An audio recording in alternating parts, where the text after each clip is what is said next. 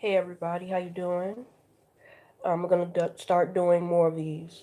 I haven't done one in about maybe 2 months, and I think that it is time for me to become more active.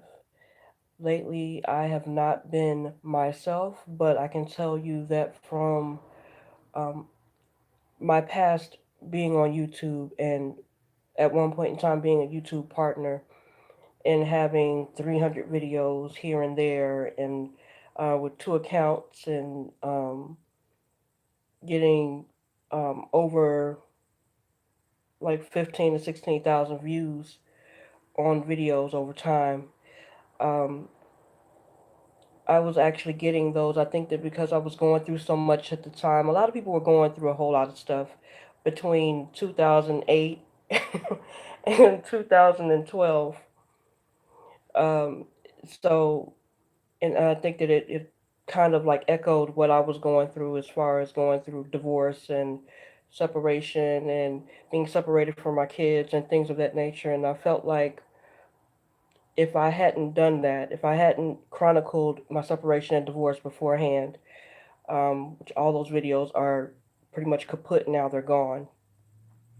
But if I hadn't done those things, I probably wouldn't be who I am today. And so what I'm going to do now is the complete opposite. I'm not depressed. I think I'm just complacent and I'm trying to figure out my life right now. Um, Maybe a few years ago, I told you guys that I was writing a book. I decided not to write that book because I was writing it about someone else. And what I was hearing from the people who were influencing me to write the book, it's about someone who I grew up with in the projects in Chicago, Aaron Wright. His life was so big. And I think that his life was so big and impactful that I felt like I wouldn't be a good storyteller. Every bit of information he gave me, I interviewed him, interviewed his family members, and then you figure out that if this happens to help somebody, or what if it doesn't help anybody, or what if my words don't impact anybody? I actually let all of that get me down.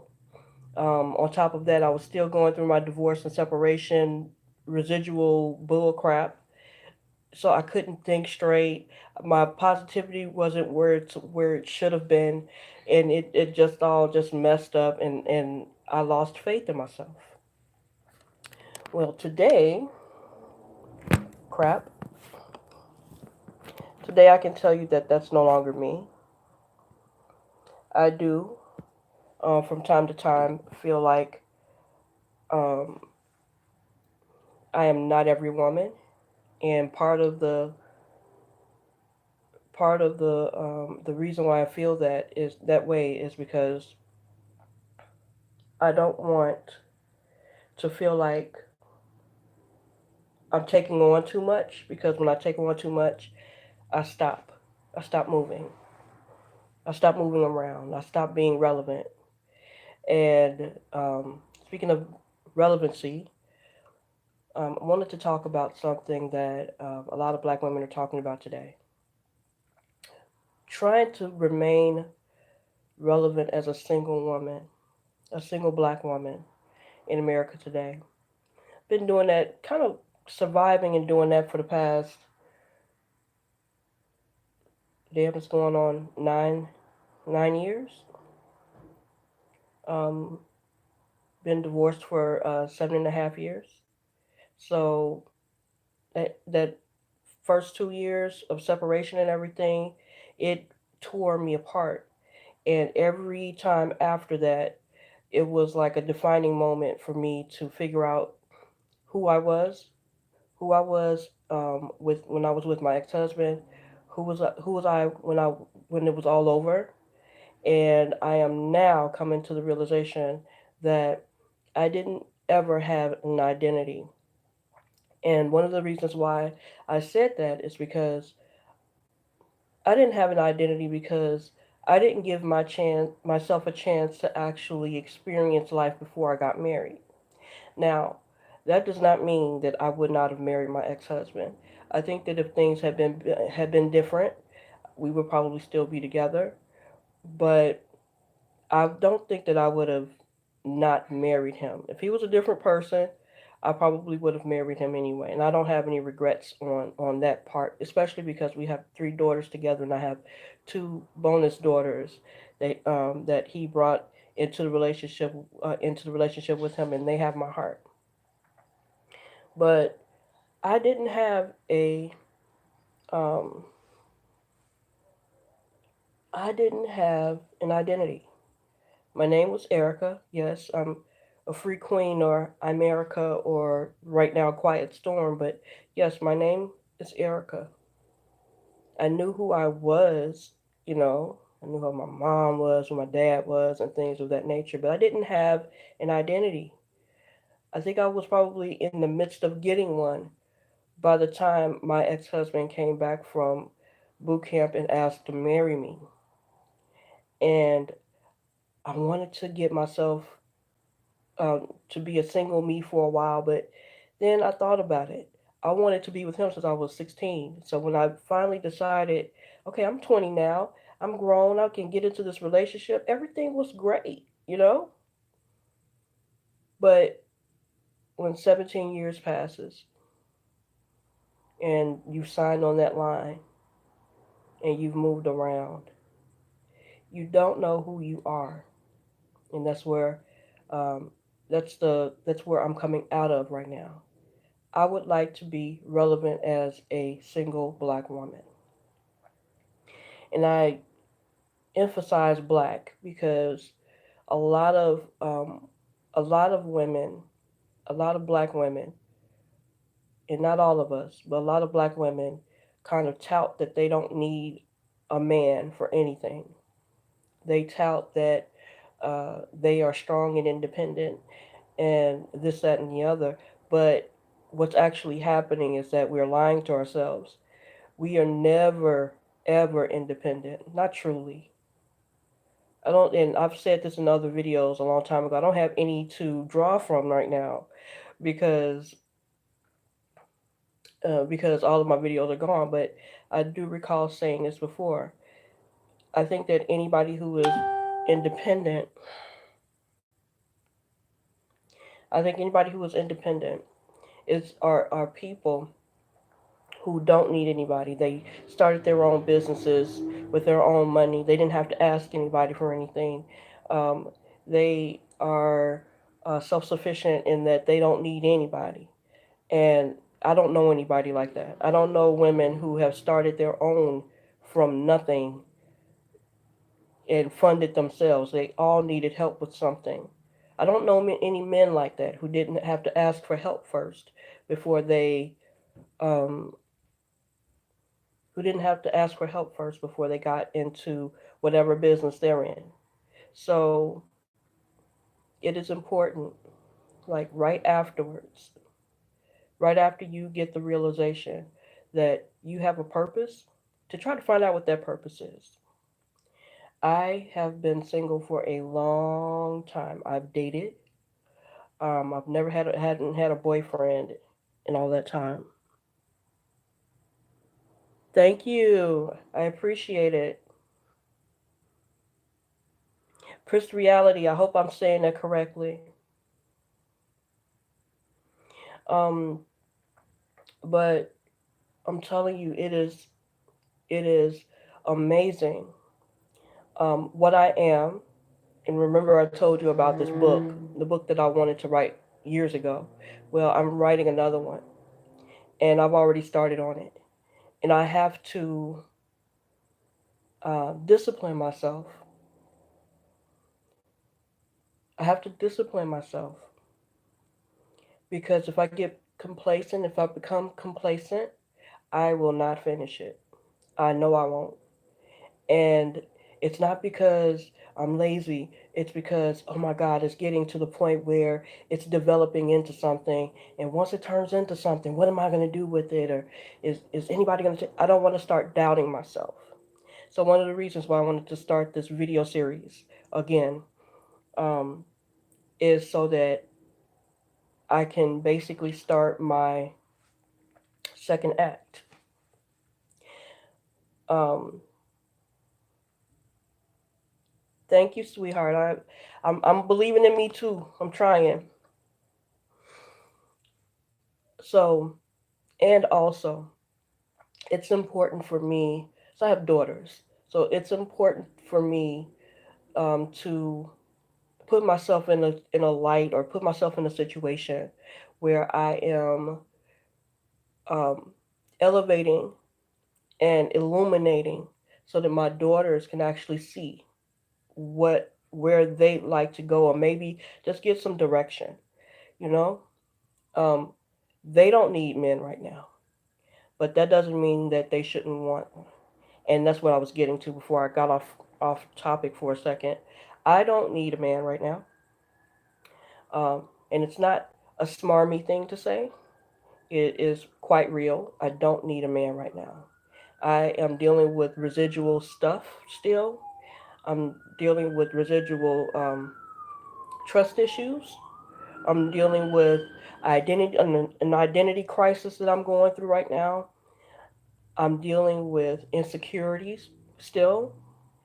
Um, um, I'd like to work on a few things so that I can actually feel better about myself. So it would be better if I didn't operate like that while looking for a man. You know what I'm saying? Because I need somebody to fill that, fill the space in that bed over there. I don't need that. I'm good. And it's the first time in my life, and actually probably the second time, I got the jump start to starting my second act when my bonus daughter um, and her husband asked me to leave Chicago and go to Seattle to live with them. They gave me a chance to get off of somebody's floor and into an actual bed. They gave me a chance to detox. It gave me a chance to get up and look at my surroundings and smell clean air and look at all the natural things growing around us and um, actually listening to my thoughts. I don't think I spent time in Chicago doing those things because a lot of the things that I was going through had actually stemmed from me growing up in Chicago or me meeting my ex-husband in Chicago, and every other place that I went to reminded me of that's where we used to go on dates at and things of that nature. And I think that once I left and went to a place that I'd never gone to before, I was able to detox and flush most of that out of my system. But I am still dealing with some stuff. Um, my daughters see me every day, always either talking about not having enough money or I'm always talking about how I need a job and things of that nature. But I have two adult daughters who have intellectual disabilities. So it's not very easy for me to try to find a job right now. I need to be around them and see if I can get them into some programs before I do anything, you know, drastically different for myself, which is okay. And I don't mind sacrificing that for them, but they see me doing a whole lot of things that I probably wasn't doing when I lived with them before me and their dad split. I want them to see a woman in their life who will get up early in the morning. I sew. So if I get up in the morning and I go and sew a purse or make a purse or um, make a skirt or something like that. I want to be the person I was in Seattle. I would get up at 5, 6, 7 o'clock in the morning, shower, put on a face full of makeup, zhuzh my hair up a little bit, put on some music. After my daughter and her husband went off to and my son-in-law went off to work or school, and I would be in a place where there was so much peace. I want to gain that here, and I've been here almost a year in Arizona. How does this play into me being single? If you don't know yourself, and if you're not comfortable with yourself, nobody else is going to be comfortable with you.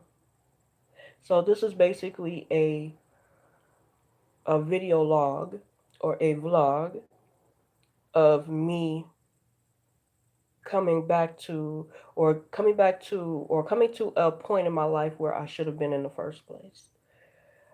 I want to be I want to be renamed, you know? Of course my name is always going to be Erica, but I want to be renamed in the sense that I want people to look at me and the first thing out of their mouth is resilience. I want the first thing out of people's mouths when they see me or hear me or feel me coming, you know, into their view or around their area to be strength. I want it's not important that I'm beautiful, but it's more important that I feel that way. You know what I'm saying? It's not important for me to be the baddest baddie out there because I'm a grown woman and we don't, if when you're a grown woman, what's understood doesn't have to be said.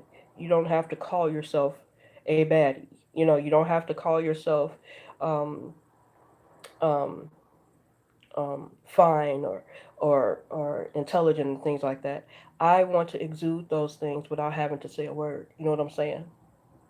And that's where I want to get myself. I was almost there when I was in Seattle, but I got the chance to come here, and I think I got a little scared because, um, just a short story. When me and my ex-husband separated, I was a stay-at-home mom. Had two daughters with disabilities, so they had IEPs and stuff like that. They were in elementary school and in high school at the time. And I had a baby girl who was 4 when we separated. And I really didn't have a work. I didn't have work history, and that was on purpose. I wasn't going to. I worked here and there, or I hustled here and there. I did hair and things of that nature, but it wasn't important for me to just go out and work. And it was understood between me and my ex-husband that I wouldn't, for the sake of our daughters, just so that if they went through something in school, a crisis in school or something, I'd be able to make it to the school. And we were, in the military at the time. He was. So you can imagine after we separated, and he decided for me that I would leave the state and go back home to Chicago, which is where my support system was. I didn't have a dime. I was dependent on him most of our marriage.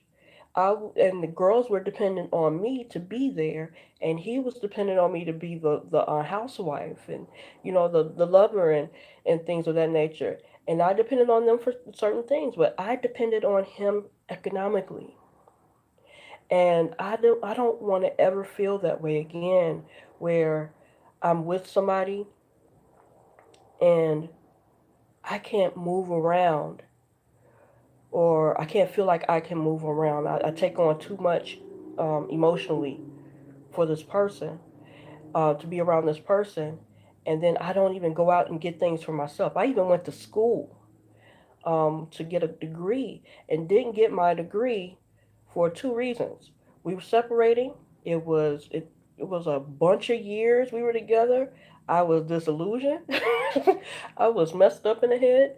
I didn't know where I was going, whether I was coming or going. I didn't know whether I was up or down. I didn't know any. I think I had a mental break, and I had a chance to finish school, and then it just got worse and worse and worse. I went from being on the dean's list to having straight F's and I's for incomplete. So I couldn't even finish school. You know what I'm saying? Because my mental was messed up. So this is why it's important for me not to have a boyfriend or a man right now. Because if I did, I would mess his life up. And that's one thing that some women, they don't think about that. And men too. Some men too. They don't think about, man, I'm jacked up. And the last thing I need to do is mess this nice person who came into the situation unaware. The last thing I need to do is mess their lives up. I'm not going to do that to people. Nope. And I wouldn't want anybody to do that to me either. Do not come into my life if I'm cool and I'm centered and everything. Don't come into my life and you got mad issues and we can't solve them together. We can't solve them together because um, you're on your plane and I'm on mine. I'm chill and relaxed, and you're um, um, stressed out and insecure and things of that nature. I need to be with somebody who is on the same level I am. And this has nothing to do with money. This has everything to do with being comfortable and being at peace with the things that are going on in your life and things are not going on in your life. No baby mama drama, no no craziness. I will not. I don't think I'll like this time around. If it happened to be that I fell in love with somebody who had some children, I probably wouldn't have a problem with it. But I can't. I don't think I can do, just off the cuff right now, I don't think I could date anybody with children. But I will date a man who has kids who are in like high school and or college. But I don't think I can do the I don't think I can do the thing where not anymore. I don't have the energy because it takes a lot of energy to deal with baby mamas, their issues and how they're treating the baby, and then how they're disrespecting you and things of that nature. I'd rather come in on the tail end of them graduating high school so that we can, go out for lunch and have that kind of relationship, and I can, evolve into the stepmother that way. That's the way I would rather do it again. But I'm going on 45 years old. I can't deal with a whole lot of issues. And um, I kind of understand some men, some black men who say that they will not date a woman who has little kids or who has more than 3 kids or whatever because they're not theirs. Um, I will draw the line at saying that um, that I won't date somebody who has little kids. I will date someone who has older kids. You know, so I'm not taking myself completely out. Um, but it's important in being single that I learn how to be single without being sad about it, without looking at the situation like I'm lost or I'm broken and things of that nature.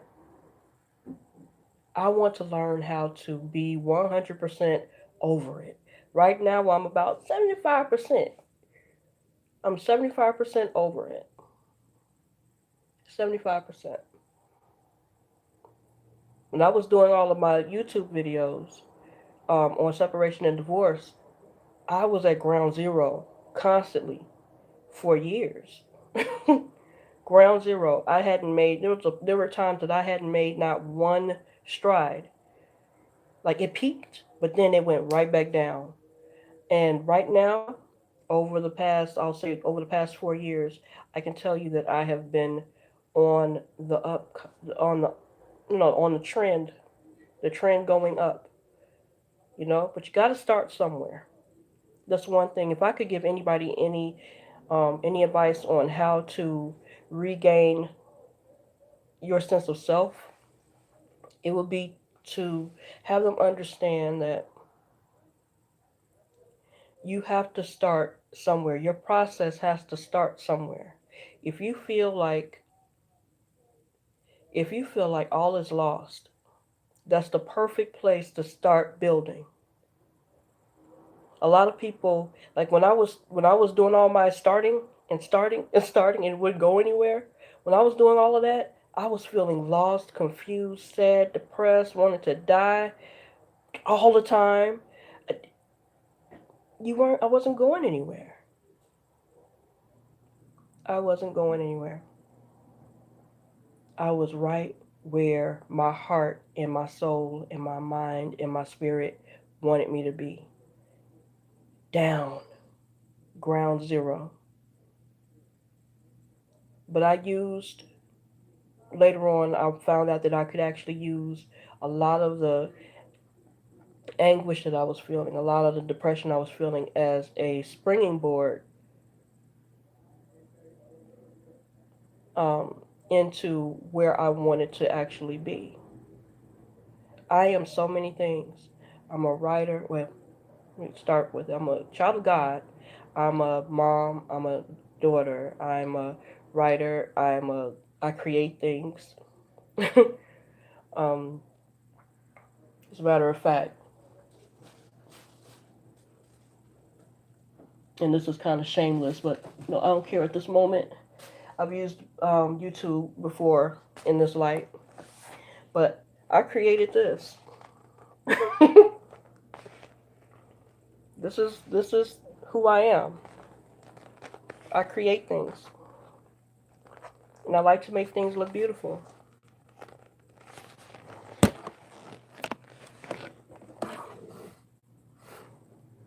I like to make things look beautiful.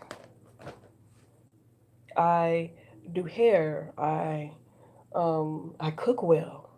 Hell, I think that that might be one of the things that I do. I don't. I've never had like a vlog with content pertaining to helping people, hands on and things of that nature. People were actually happy with me um, sharing information so that could show them that I was going through what they were going through. That was cool and everything. Um, but I've never actually held on to content. I cooked some collard greens probably about uh, 10 years ago on YouTube, and it went well. Everybody liked it, but I never did another one. So I think one of the things that I want to focus on first is how to center myself in learning how to be who I am and getting in tune with who I am through looking at my daughters.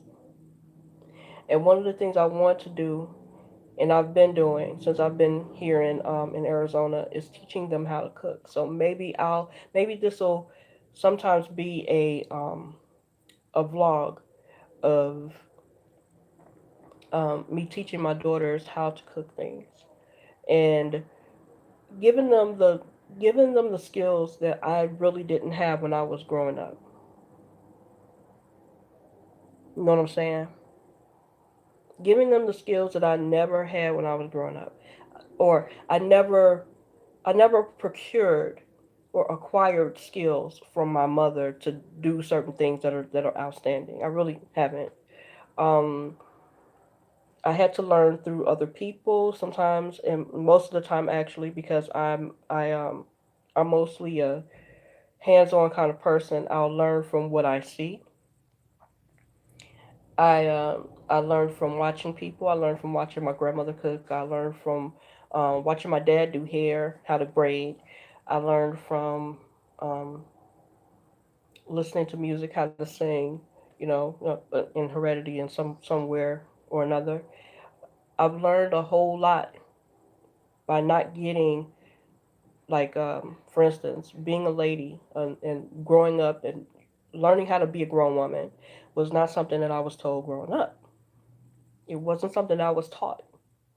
It was something that I had to actually view from the outside looking in. And I'm glad that I was actually able to do that with people around me because I didn't get talked to a whole lot when I was younger. So luckily, I guess somebody saw like a good spirit in me in order to teach me how to do some things. Just just letting me observe. And if I hadn't had that, I guarantee you I would not be here today. I'd be on the street. I'd be I'd be on drugs today if I had not had that kind of bird's eye view into what it is to try to learn how to be a woman. So basically, that's it and that's all for now. So what I'm gonna do is in the next couple of days, when I decide that another meal is gonna be cooked in the house, because we're still working on we're still working on leftovers. I am going to turn this live on, and I am going to start a cooking vlog. I don't know how long it's gonna last. I don't. I don't know whether it'll garner any attention. I don't. But I do believe that YouTube, since its inception, has been here as a tool to help people like me try to get a hold of whatever it is that we are missing. Even though I pray, um, doing YouTube videos always gave me an idea that I was being held accountable. So every bit of positivity I put out there, and every bit of um, progression or progress I put out there, it's documented, and I can't say that I am not capable of doing anything. You know. So that's it. I don't know how else to work this. I don't have like one of those fancy cameras like they do today uh, doing these vlogs these days because I'm from the old school, 10 years. So I'm just going to do this. I'm going to end the video, but not before I say peace out. Thank you for that one viewer. Have a good one. Here.